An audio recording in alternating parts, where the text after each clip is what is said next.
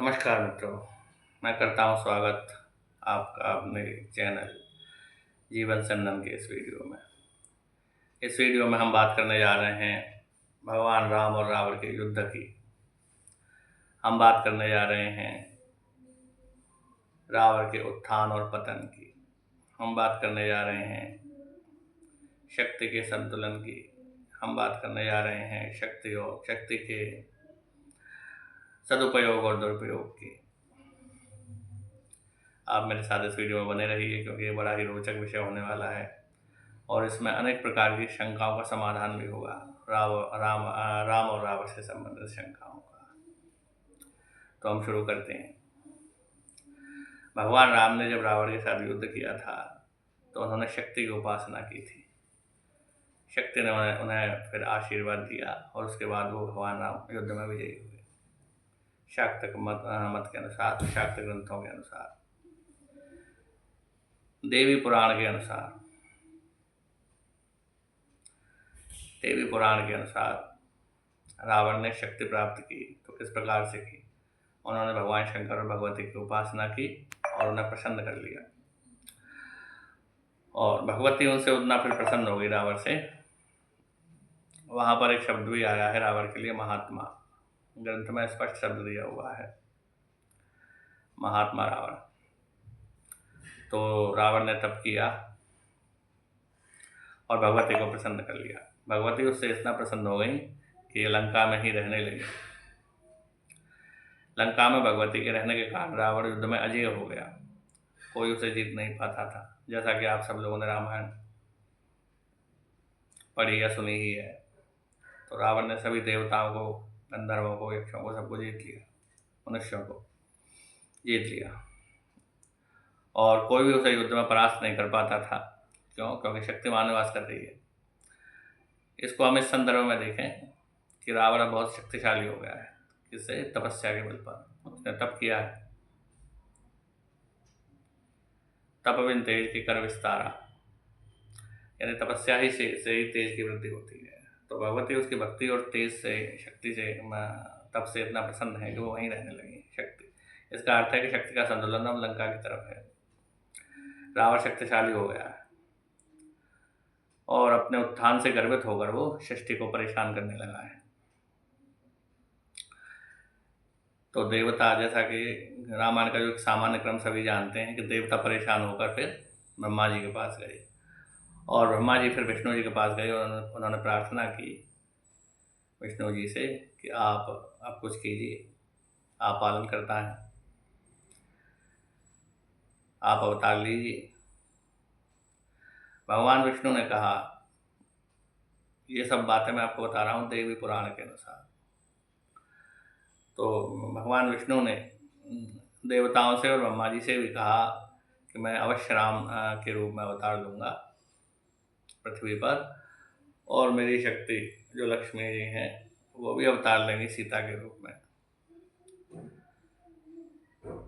और मेरे मन में एक शंका है, दुविधा है कि वहाँ पर शक्ति निवास कर रही हैं लंका में, और जब तक शक्ति वहाँ निवास कर रही हैं, भगवती वहाँ निवास कर रही हैं, माता वहाँ निवास कर रही हैं, तब तक मैं रावण को कैसे जीत पाऊँगा? रावण तो अजय है, कोई उसे जीतने में समर्थ नहीं है जब तक कि माता उससे प्रसन्न है। तो ब्रह्मा जी ने कहा कि चलिए वहीं बात करते हैं, कैलाश में जाकर ही। तो सभी देवता, ब्रह्मा जी, भगवान विष्णु कैलाश पर्वत पर गए भगवान शिव से और माता भगवती से बात करने के लिए। वहाँ पर जब वो पहुँचे तो उन्होंने ब्रह्मा जी ने अपना वही पक्ष रखा, बात रखी। भगवान शिव से यही कहा कि रावण जो है अपने शक्ति के गर्व से मनमत्त हो रहा है और सृष्टि को परेशान कर रहा है। और अपनी शंका भी भगवान विष्णु ने व्यक्त की कि यद्यपि ब्रह्मा जी ने मुझसे कहा है कि मैं राम के रूप में अवतार लूँ और मैं अवतार लेने के लिए प्रस्तुत भी हूँ, मैं अवतार लूँगा, लेकिन मन में एक मेरे में दुविधा है कि उन्होंने माता जी से कहा कि आप तो लंका में ही निवास कर रही हैं, आप रावण से इस समय प्रसन्न हैं, रावण की भक्ति से, तो मैं रावण को कैसे जीत पाऊँगा? तो माता जी ने उनसे कहा भगवान विष्णु से कि मैं रावण से प्रसन्न थी, कब तक, जब तक कि रावण अपनी शक्ति का दुरुपयोग नहीं कर रहा था।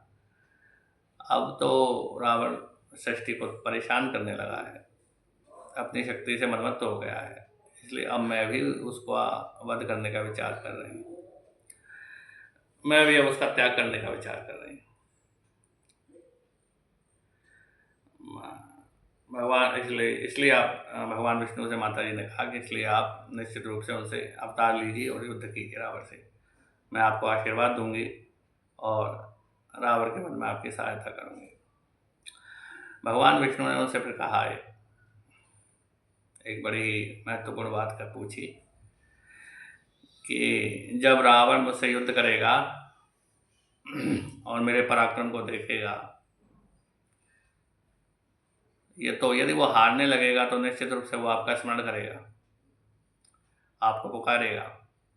तो उस समय यदि वो आपको पुकारेगा तो जैसा कि आप भक्तों की पुकार पर आप रह नहीं पाती हैं, तो आप उसकी सहायता अवश्य करेंगी। तो आप किस प्रकार अपने आप को रोक पाएंगे? जब रावण आपको पुकारेगा तो आपसे रहा नहीं जाएगा, आप किस प्रकार से उसे रोकेंगे, अपने आप को रोकेंगे रावण की सहायता करने से? तो माता ने यह उत्तर दिया। ये उत्तर बड़ा ही महत्वपूर्ण है। देखिए, एक शंका लोगों के मन में आती है कि जब रावण भगवान शंकर का भक्त था, भगवान शंकर के संदर्भ में है शंका वैसे, लेकिन इसका समाधान अब हो जाएगा माता के उत्तर से कि शंका ये होती है कि रावण जब शिव जी का भक्त था तो वो भगवान शंकर ने उसकी सहायता क्यों नहीं की। तो माता के उत्तर से अब इस शंका का समाधान होने जा रहा है। माता कह रही हैं, माता ने भगवान विष्णु से कहा कि हे भगवान विष्णु, निश्चित रूप से भक्त जब मुझे पुकारता है तो मैं उसकी सहायता करती ही हूँ, और भक्त मेरे रहते हुए कभी भी पराजय को प्राप्त नहीं हो सकता है मेरा भक्त। लेकिन रावण जो है वो अपनी शक्ति का दुरुपयोग करते हुए सृष्टि को परेशान कर रहा है। बड़ी महत्वपूर्ण बात यह है, माता जी कह रही हैं कि मैं और मेरी सृष्टि भिन्न नहीं है। मेरी सृष्टि के रूप में मैं ही हूँ। मेरी सृष्टि के जो प्राणी हैं, स्थावर जंगम प्राणी हैं, वो सब मेरे ही तो रूप हैं, मैं ही तो हूँ। तो जो रावण जो है सृष्टि को परेशान कर रहा है, इसका मतलब ये है कि वो मुझे ही कष्ट दे रहा है, मुझे ही त्रास दे रहा है।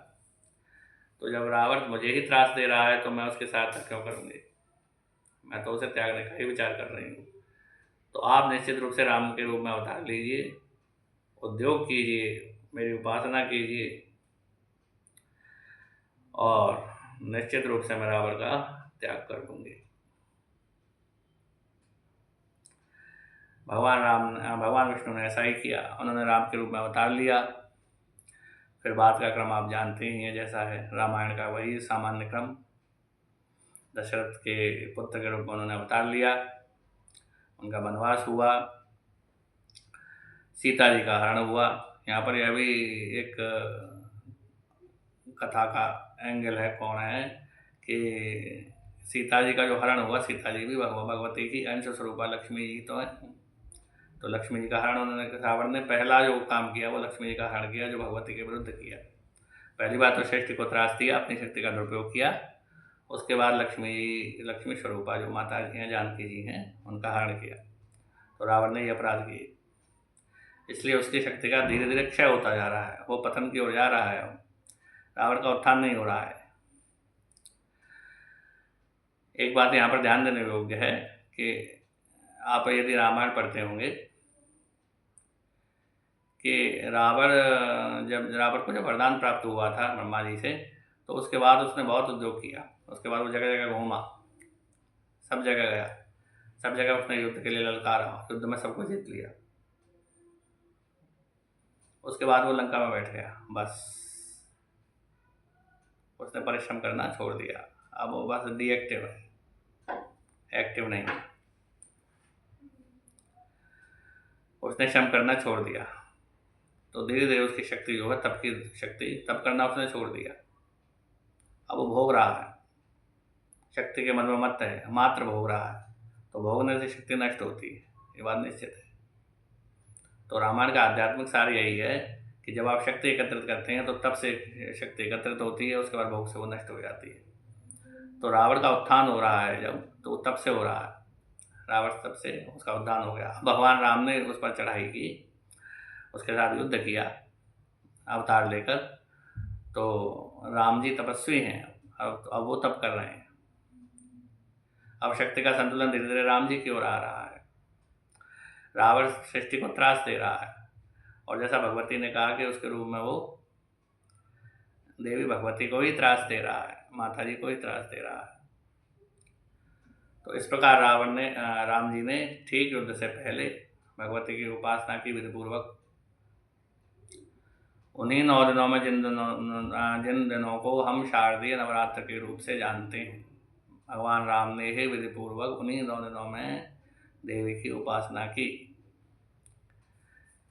भगवान राम के अनुसार यद्यपि वो समय भगवती के उपासना के योग्य समय था, क्योंकि वो कृष्ण पक्ष था, लेकिन फिर भी ब्रह्मा जी ने और देवी जी ने उन्हें आज्ञा दी कि नहीं नहीं, आप मेरी उपासना कीजिए, मैं निश्चित रूप से आपकी सहायता करूँगी। तो इस प्रकार राम जी ने शक्ति की उपासना की और देवी का आशीर्वाद प्राप्त किया। भयंकर युद्ध हुआ। अंततः देवी पुराण में ये भी आता है कि एक समय ऐसा आया रावण और राम जी के युद्ध में कि रावण का भी श्रद्धा समाप्त हो गई देवी की। जो भक्ति थी जाती रही, और जैसे ही वो भक्ति जाती रही, भगवान राम ने रावण का संहार कर दिया। तो इस प्रकार हम देखते हैं ये शक्ति उपासना में, भगवान राम की शक्ति उपासना में, कि भगवान राम की जो शक्ति है वो किसी को त्रास देने वाली नहीं है। भगवान राम का जो बल है वो सृष्टि का उद्धार करने वाला है। वो अपने बल से न जाने कितनों का उद्धार करते हुए आ रहे हैं। वो निरंतर तप कर रहे हैं, निरंतर तप कर रहे हैं। निरंतर तप से उन्हें शक्ति प्राप्त हो रही है, माता भगवती की अनुकूलता प्राप्त हो रही है, या सामान्य शब्द में कहें कि शक्ति प्राप्त हो रही है, और उस शक्ति का वो सदुपयोग कर रहे हैं।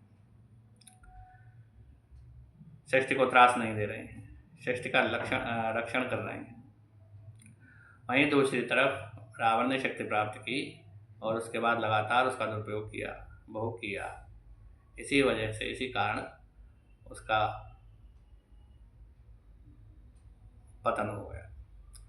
लेकिन अब एक बहुत ही महत्वपूर्ण बात आती है जो आपको अवश्य सुननी चाहिए। बहुत ही महत्वपूर्ण बात कि भगवती की भक्ति करने से, भगवान शंकर की भक्ति करने से आखिर उसको क्या फल मिला, ये भी तो शंका होगी।